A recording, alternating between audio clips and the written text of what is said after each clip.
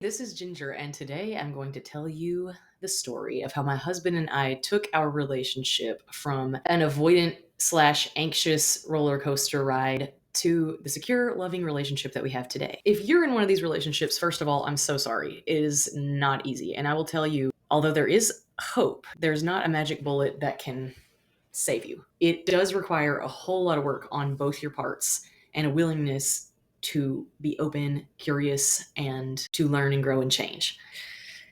Whew! But it is worth it when you make it to the other side, even if it takes years and years. It's not for the faint of heart. What I will say is, I could not have done it without the willingness of my partner. We can't help the way that we grew up and the things that happened to us that made us the person that we are. But if we're willing, we can look into that and explore and decide if that's who we still want to be. My husband was willing to do this, even though it took a ferocious banshee woman like myself to keep him on track. But I'm getting ahead of myself. First, let me tell you what our relationship is like today.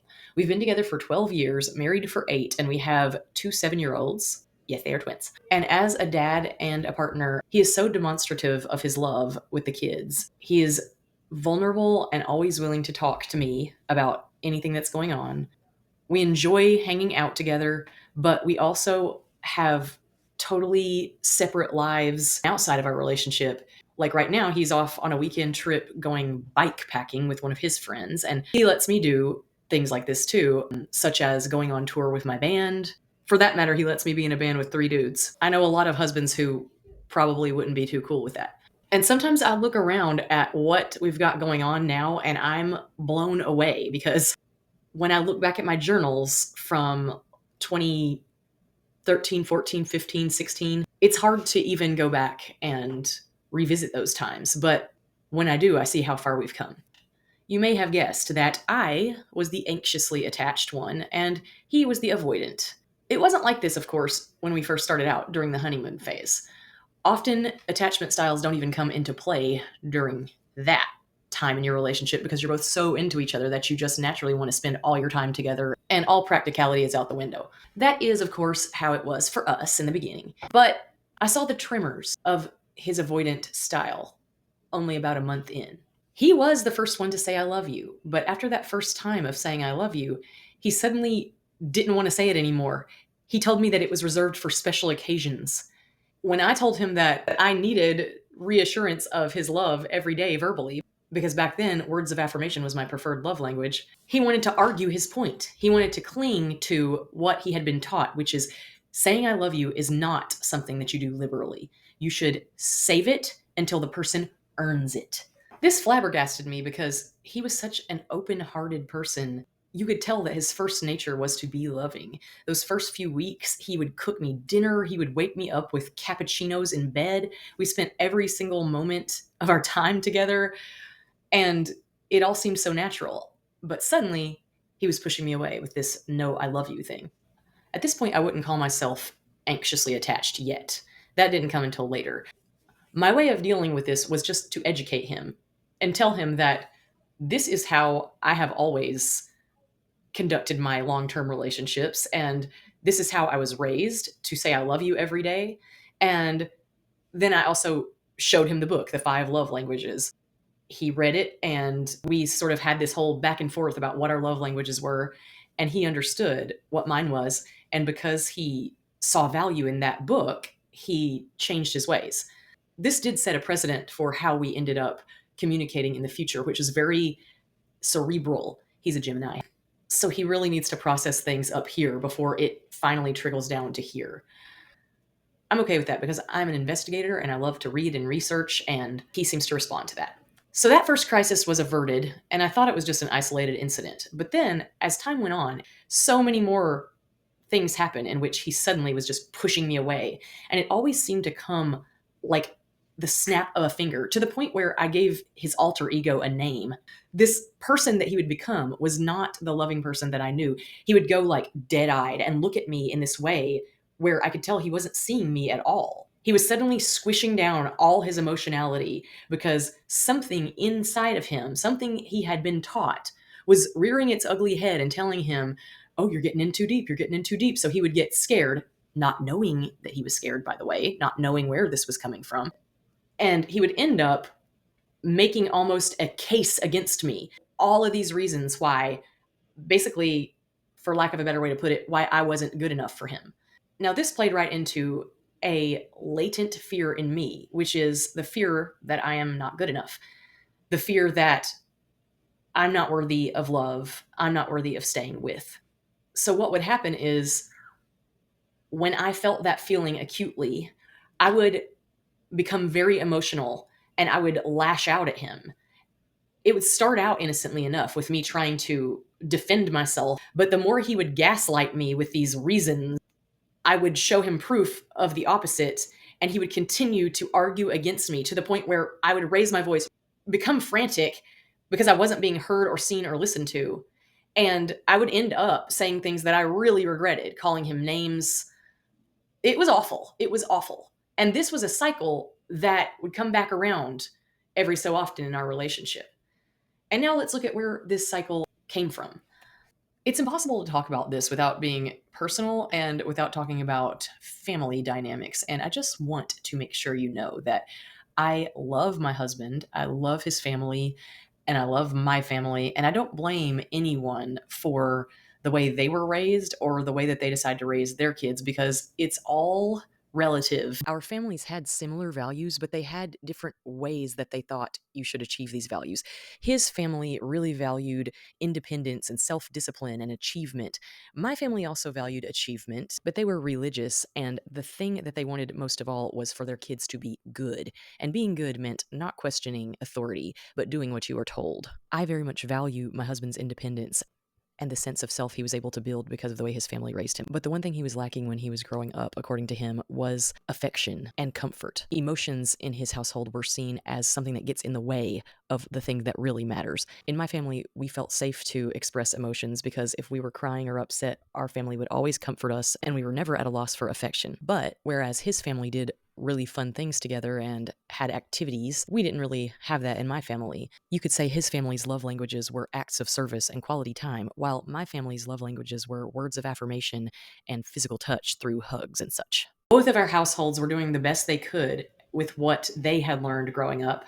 Both of them loved us and both of them wanted to see us succeed, but because they were so different in the way that they raised us, he grew up thinking that he had to be an island and I needed somebody to love me fully. So here we were, two people who loved each other very much. And we didn't even know what attachment styles were. I didn't learn that for years. But we were living proof that there was something to this theory and that it was a hard thing to navigate. As our relationship got more and more intense and involved, the stakes were raised up and up and up so that my anxious attachment would completely blow out of proportion when he would do his avoidant thing. I guess I had thought that it would naturally sort itself out once he started to feel comfortable with me and once he really got to know me. But 1 year in, 2 years in, we were only recycling this same painful cycle. I remember the second really big moment was I was looking for a place to live. We had been dating for about 6 months, and he suggested that we move in together because I was always at his place anyway. I was looking and looking at places that would accommodate both of our needs, places that we would both love. I was writing in my journal, dreaming about our new life together and how awesome it was going to be. And then one night he took a walk with me and he said to me, I actually don't think we should move in together. And I was completely taken aback. I mean, it was as if he had rolled out the rug for me and said, hey, stand on this rug, and then just pulled it out from under me. So I started not to trust him as much. And I started to realize that I'm the one who I have to rely on and trust and count on. And maybe you're wondering why I stayed with him through these kind of debacles. I just so wanted him to be the one because there were so many qualities in him that I loved so much and that I frankly dreamed about having kids with him. And I dreamed of this wonderful life together. What ended up happening with the moving in together thing is I just shut him out and started looking for places on my own in the place where I wanted to move, not where he wanted to move. And it wasn't near him at all because I didn't want to live where he wanted to live. Once he saw that I was doing that, he once again jumped in and wanted to live with me. Of course, at this point, I was just looking for places for myself. So I found a few and I was like, well, these are the places I'm interested in. If you want to live with me, you can, but this is where I'm looking at. And that is another tactic that works with the avoidance because they want to know that you're not going to rely on them. They want to know that you are a self starter, that you don't need them, you just want them. Once we did move in together, the other side of him came out kind of often. There was one side of him who was now saying I love you to me every day, the playful guy who I would hang out with and go surfing with and have these late night conversations and amazing love making. And then there was this other guy who was critical, judgmental, just criticizing every little thing from the way I chopped vegetables to the way that I talked to a neighbor. And with every time this happened, it made me feel like I didn't deserve him and that I had to earn him for some reason. I wish that wasn't what I had immediately jumped to, but it was because of the unseen trauma that I was carrying inside myself. But there were various ways that we continued to evolve together. And one thing is, we always ended up talking it out, no matter how crazy our emotions got, because we did not have the communication tools early on. Not at all.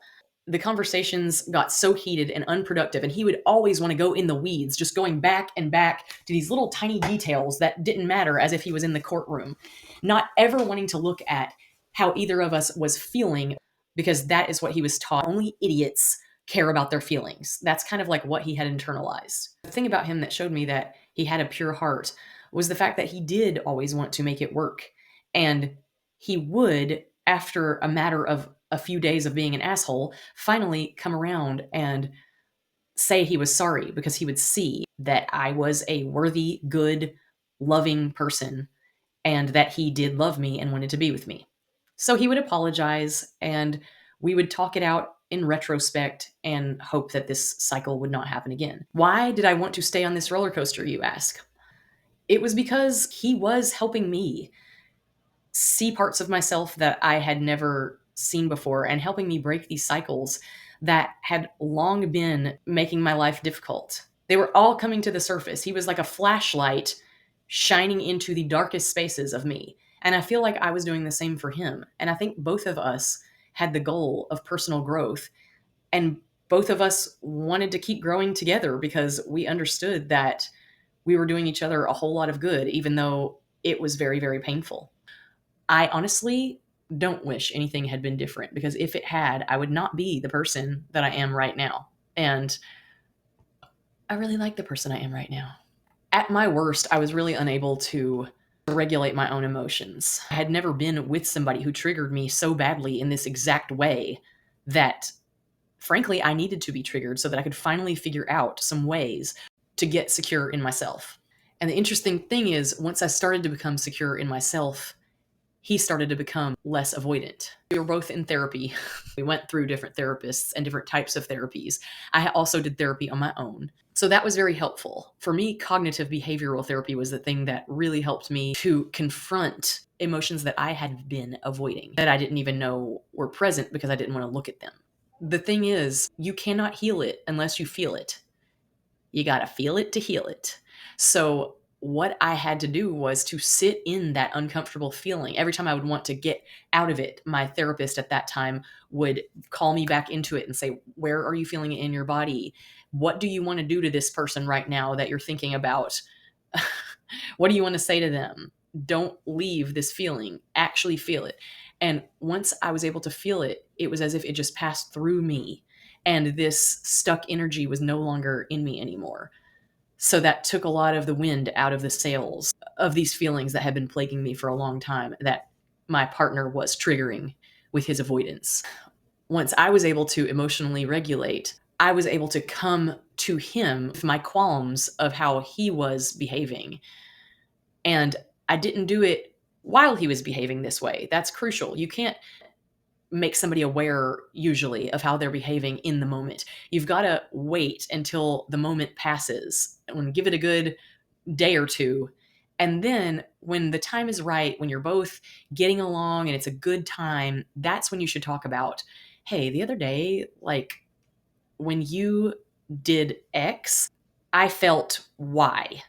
And when they're in a space that they can hear that, if they're a good person who does want to change, they will listen to you. And then together you can come up with a better strategy that may or may not work the next time. It sometimes takes 50 failed attempts for one new habit to be implemented in a relationship, but it is worth it. What happens is every time the cycle comes up again, you try to be a little bit closer to your goal. And usually you're not that much closer, but you are a little bit closer. So once we started working on it and really talking about it, he did start to actually apologize. And then he started to do it sooner, and then I started learning how to regulate my emotions better so that the fight wasn't a complete blow up. It was just a little volcano eruption. Then the fights kept getting less and less potent until they were just disagreements. And then we were able to anticipate them. I could feel when he was about to start pulling away. You know what I would do? I would just go off and make a ton of plans. I don't know if he pulled away or not because I was having too good of a time or I was too busy. The main thing was that we did communicate and that we started to see the patterns. We started to see our own patterns because the other was telling us, hey, this is what I'm seeing from you every time. And we did not allow the other to continue these patterns. We would say, you're doing it again. Look, I'm sure they still live in there. And I'm sure that every once in a while we do show up that way, but it's not often anymore. I'll have to do another video to show you about some of our favorite communication tools.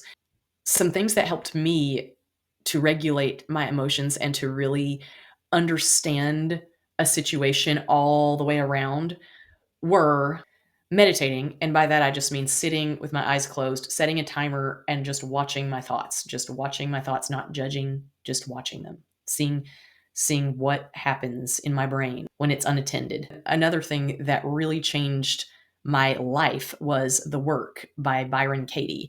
And if you're unfamiliar with The Work, I could link a few videos. Her method of self-inquiry is the definitive way to see things clearly from a way zoomed out view so that you know that there is more to the situation than what your tiny little human brain is seeing. If your relationship is on the roller coaster right now, I am so sorry. And I hope that this tale has helped you or given you at least a little bit of hope. There are lots of other great resources here on YouTube if you look up anxious avoidant attachment styles. Lots of love and lots of luck. I will see you next time.